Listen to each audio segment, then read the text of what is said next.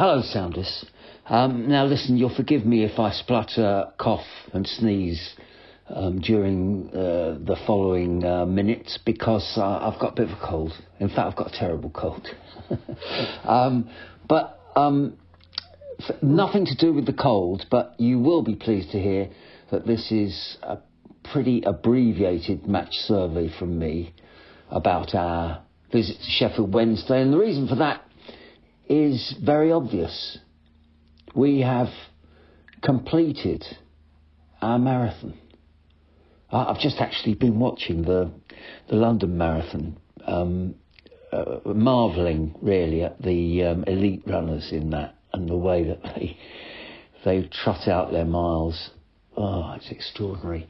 But we've had our own marathon, as you know, through the season at Pompey, and it's over. And we won.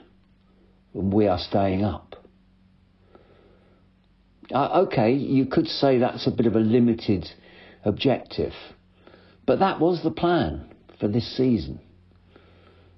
From all fans who were sort of honest and reasoned about the leap in ability from Division 1 into the Championship. And we are staying up. And we did it after a horrible start. And we did it with 2 games to go. And so Sheffield Wednesday and Hull were left over. 2 very different games. For Wednesday, we could relax, Sounders. No other clubs were affected by the playing of this game. The result didn't really matter.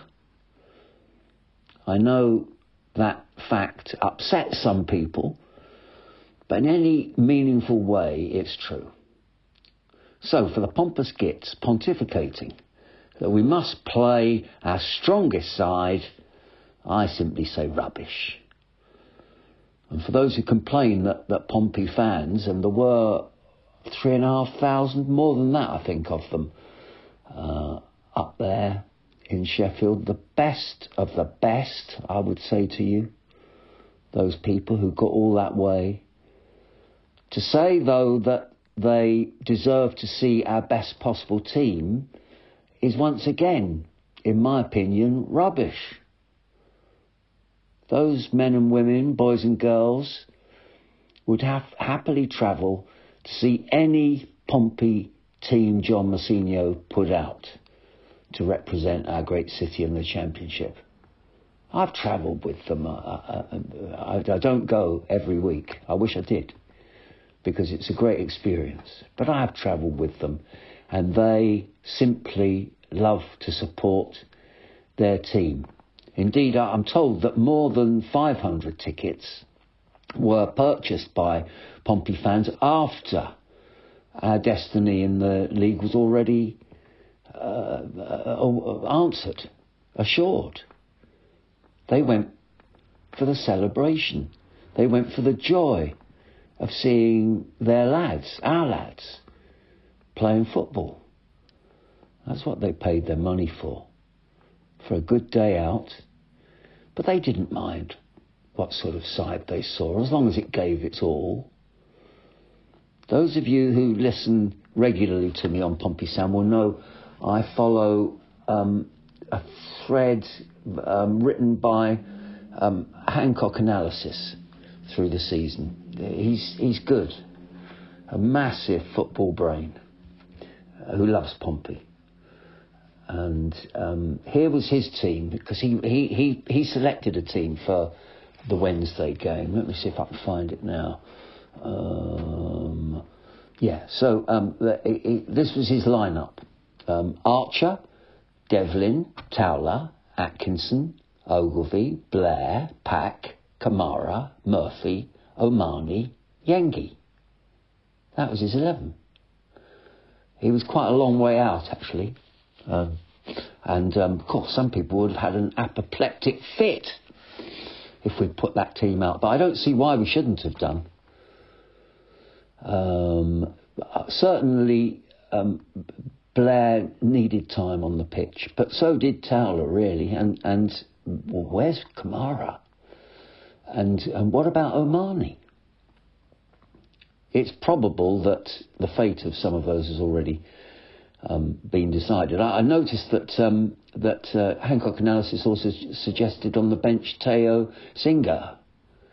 Those of you who follow keenly Pompey's academy will know that he's a young man who's scored a lot of goals for the academy this season, and as a sort of reward for those efforts, Hancock Analysis suggested that he should turn out on the bench. He didn't, and indeed a lot of those players didn't feature, and we'll be talking about their futures as time goes on in the season.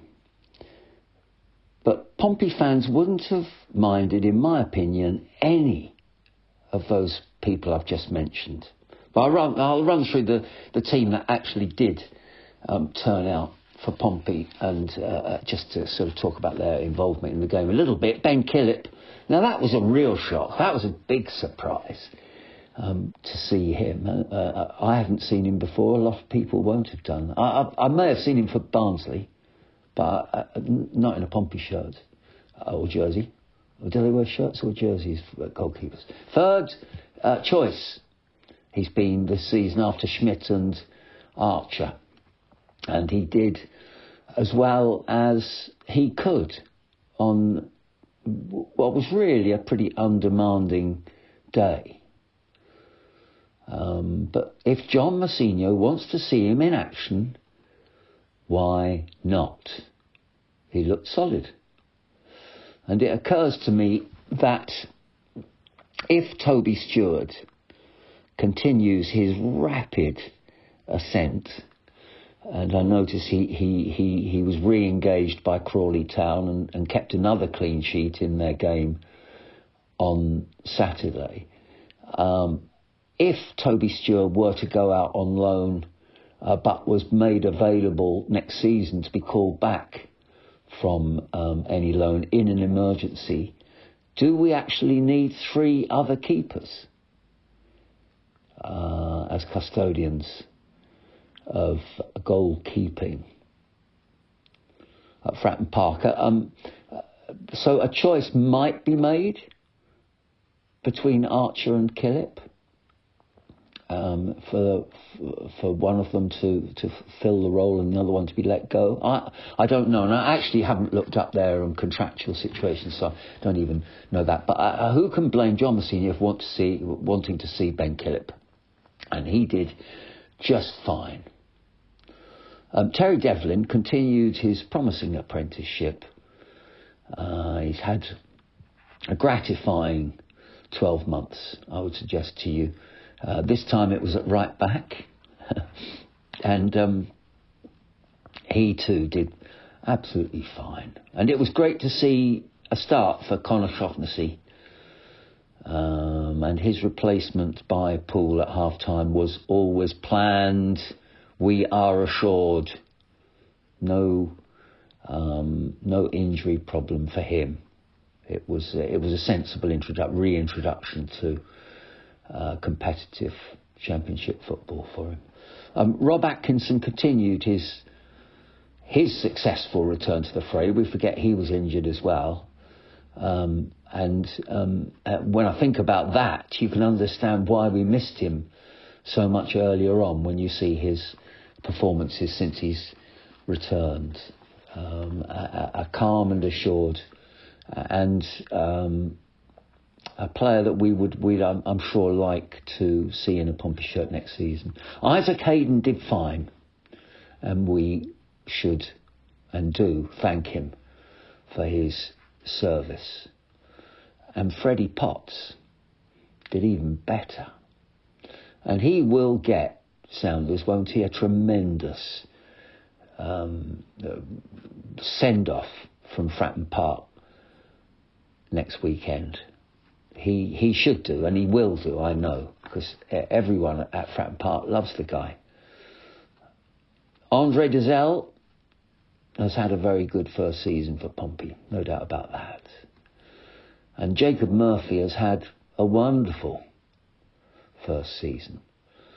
And he was, as so often, the main threat that we had against Wednesday. And indeed, he set up our goal with one of those typical and so threatening crosses, which was converted by Harvey BLAIR. Wonderful for him to score. First of all, to get a game, then to score, and to finish the season with great hope for the future. He should do anyway. His pace and skill is there for all to see. He's just got to make the most of those talents and to grow in strength and coordination.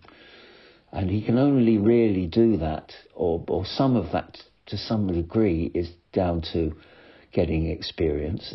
And John Mousinho quite rightly gave him that experience against Sheffield. And Colby Bishop played yet another 90 minutes. And goodness me, if there's anyone who will deserve his summer break, it's Colby Bishop. Pool Pack, Bramall and Lang all contributed to the point gained on the road. And it was actually very nice to see Cade Gordon get on.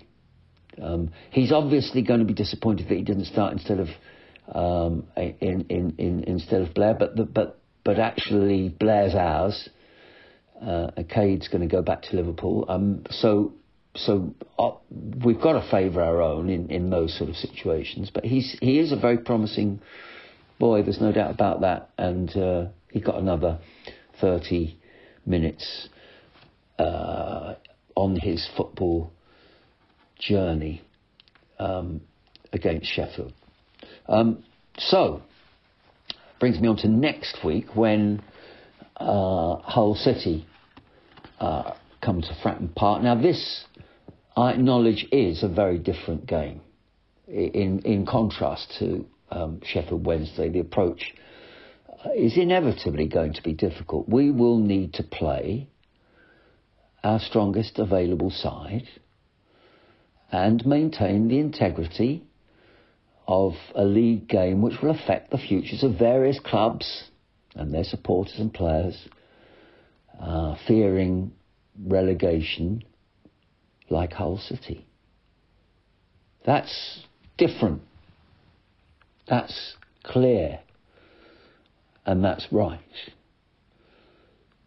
Thank goodness it's not us that are going to have to do the worrying at the weekend. It'll be Hull and all those other teams. I haven't actually, to be very honest with you Sounders, I haven't bothered to check out exactly who can still get dragged into the nightmare that would be League One. But it's going to be an important game, and we certainly can understand and sympathise with all of the fans and clubs that are still in that worry, in that situation. And we owe it to them to have a club that will give its best on the day. Hull City always makes me think of Roy North. Roy North will only be known by those of you who are quite old like me. He was a lovely chap. He played Mr. Roy in the 70s on Basil Brush, the Basil Brush show.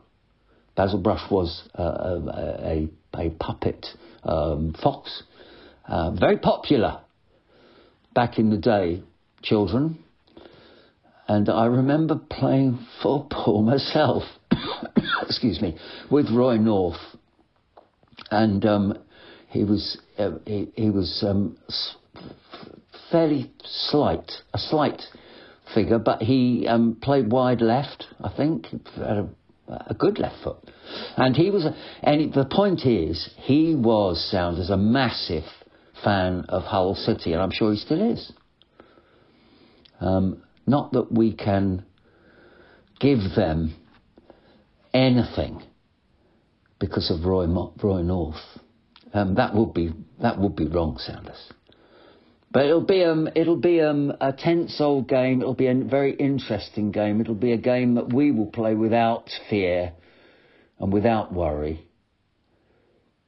And I'm sure you as well. I'm looking forward to it without a care in the world. Play up, Pompey.